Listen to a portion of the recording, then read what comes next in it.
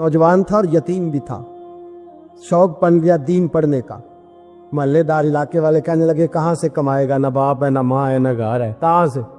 हजरत रूमी कहते हैं नौजवान ने जंगल में झोंपड़ी लगा ली। वहां वो सुबह मदरसे जाता, शाम को जंगल में रहता, वहां अल्लाह अल्लाह करता, सबक याद करता। एक दिन बादशाह की बेटी रास्ता भूल गई, जंगल में आई सहेलियों के साथ, बॉडीगार्ड भी साथ थे पर रास्ता भूल गई। खोती खोती शाम हो गई, ऐसी खोई कि जब रात गहरी हो गई तो आके उस नौजवान के पास रुकी और चिल्लाने लगी। शेर के दहाड़ने की आवाज आती है, भेड़िए के बोलने की आवाज आती है। नौजवान अकेला, सहेलियां बिछड़ गई, गार्ड बिछड़ गए। कहने लगी मैं परेशान हूँ, मुझे जगह मिल जाएगी। नौजवान कहता मैंने शहजादी देखी और मुझे भी पता था कि घर एक ही है और आग को अंदर से दरवाजा भी बंद करना पड़ता है, जंगल जानवर भी आ जाते। कहते मेरी छोटी सी कुटिया में झोंपड़ी में वो आई, रो के कहने लगी सहारा कोई नहीं, अगर मैं पीछे निकलूंगी तो भेड़िए खा जाएगा। कहते मैंने उसे जगह दे दी। अकेली औरत, चिराग जल रहा है, सबक याद कर रहा हूँ। मेरे नबी पाक ने फरमाया जहां मर्द औरत अकेले हो तीसरा शैतान होता है। और शहजादी, वो बच्चा कहता है सबक याद करता रहा सारी रात। वो बच्ची को कहा सो जा, पर वो कहती है नींद मुझे भी कहाँ आई। ऐसे मौकों पर नींद, सारी रात सबक याद करता, थोड़ी थोड़ी देर के बाद चिराग जलता तो उस पर उंगली रखता, हाथ जलता तो पीछे खींचने, फिर दूसरी उंगली रखता, थोड़ी देर के बाद जलता तो खींचने, हाथ सारा जल गया। सुबह किरणें चमकी तो कहने लगा चल निकल जा, दौड़ जा, बस बड़ा सब्र का इम्तिहान हो गया, चली जा। शहजादी बाहर निकली, सिपाही ढूंढ रहे थे, बादशाह खुद जंगल में निकला हुआ था, मेरी बेटी मिल गई। बादशाह तन्हाई में जाके कहने लगा बेटा मैं दुनिया को बताऊंगा कि मेरी बेटी खोई नहीं थी, सिपाही साथ ही थे। ये बड़ा मुश्किल होता है, बेटी तो भूल के भी रात कहीं रह पड़े तो लोग जीने नहीं देते, तो बेटा मुश्किल हो जाएगा मेरे लिए। कहाँ थी? उसने कहा नेक नौजवान के पास। उसने कहा बेटा मैं तो तेरी बात मानूंगा पर दुनिया नहीं मानेगी। अगर उस नौजवान ने किसी को बता दिया कि तू उसके पास थी तो फिर लोग मेरा जीना मुहाल कर देंगे। बेटा मैं मर जाऊंगा, मेरी मजबूरी ये है कि वो कहीं राज ना उगल दे वो नौजवान, उसे कत्ल करना पड़ेगा। औरत ने मिन्नतें की, उस बेटी ने कहा मेरे मौसम को मारोगे, रोई। और वो कहने लगा मैं बादशाह, वो मेरा अपना वकार है, मैं उसको छोड़ नहीं सकता। गिरफ्तार कर लाए सिपाही। वक्त तय हो गया सजा का। अकेले कारकोशरी में रखा गया, जो उसके खास एतबार वाले थे उनकी ड्यूटी लगाई। बादशाह ने बुलाया, पहले बिलम आया। औरत कहने लगी, बेटी कहने लगी एक दफा तो बुलाओ ना, एक सवाल बस पर्दे में रह के पूछना है और फिर जो आपका जी चाहे, मेरे मौसम को मारना तो है, तो मर्जी आपकी। सामने खड़ा किया, नौजवान पर्दे के पीछे, औरत खड़ी हो गई। बादशाह बीच बैठ गया। बीबी कहने लगी सारी रात बेदार मैं भी रही, सोया तू भी नहीं। वो जो तू चिराग के करीब हाथ लगा के जलाता था वो समझ नहीं आई। नौजवान रो पड़ा, कहने लगा क्या करूं, मैंने रसूलुल्लाह का दीन पढ़ा है, क्या करूं, मैंने हुजूर का दीन पढ़ा है।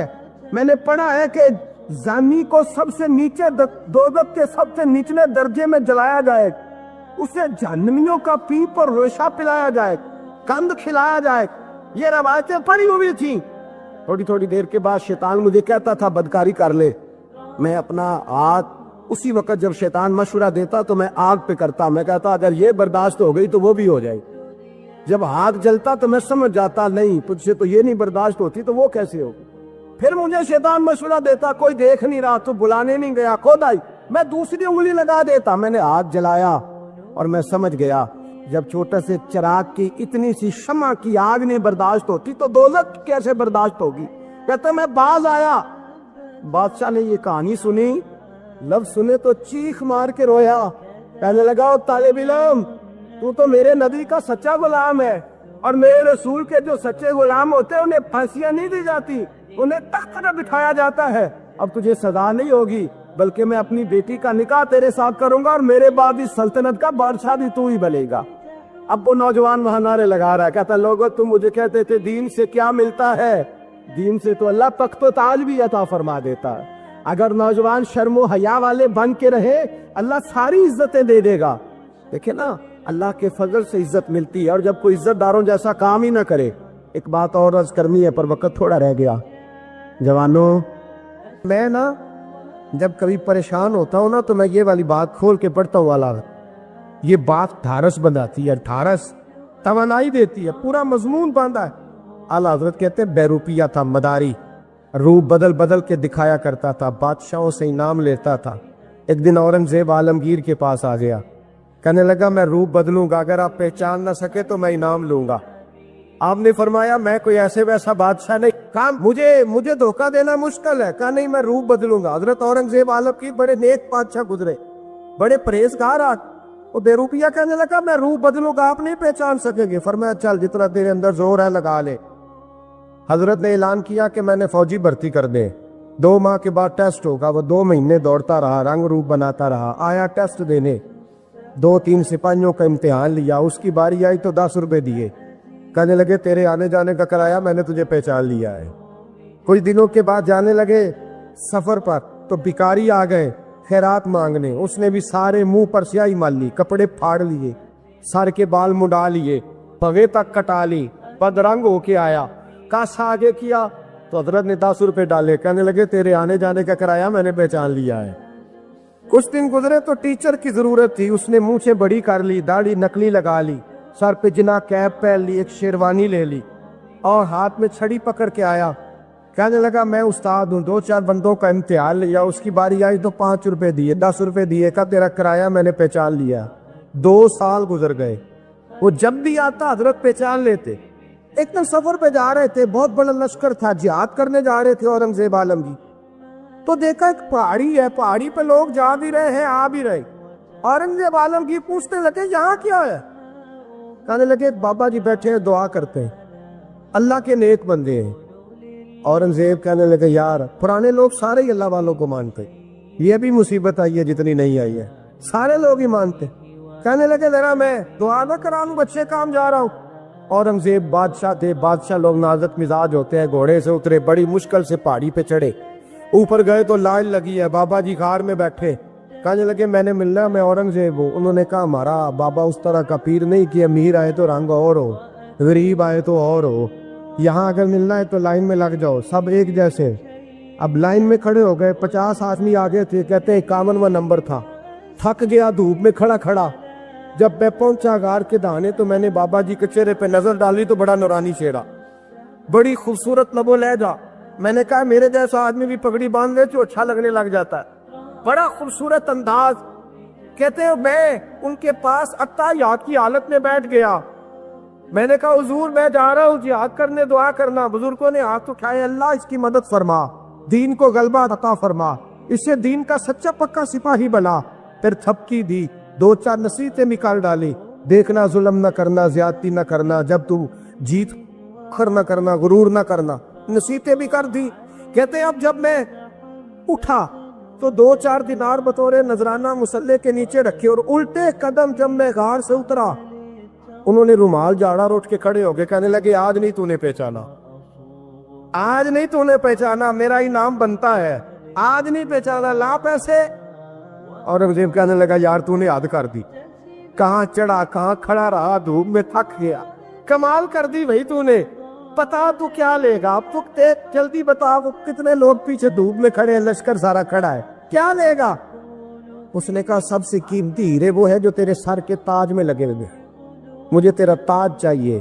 او بھائیو سننا اور یاد رکھنا, میرے اعلیٰ حضرت کہتے ہیں بادشاہ نے سر کے اوپر سے تاج اتارا, بہروپیے کے قدموں میں رکھا اور کہنے لگے یہ لے, اور یہ تو تیرا مانگنے پر میں نے دیا ہے نا, میں واپس آتا ہوں تو آنا میں اپنی مرضی سے بھی تجھے دوں گا.